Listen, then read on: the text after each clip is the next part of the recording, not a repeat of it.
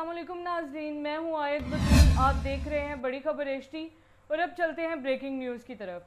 मुल्क में corona virus के वार मजीद मोहलिक हो गए और गुज़श्ता 24 घंटों में इस वबा ने मजीद 136 जिंदगियां ले ली हैं। कोरोना वायरस के वार मजीद मोहलिक हो गए। गुज़श्ता वायरस से 136 अफराद मौत के मुंह में चले गए हैं। हम आपको एक बड़ी खबर के मुतालिक बता रहे हैं, इस वक्त मुल्क में कोरोना वायरस से हलाक अफराद की तादाद 136 हो गई है।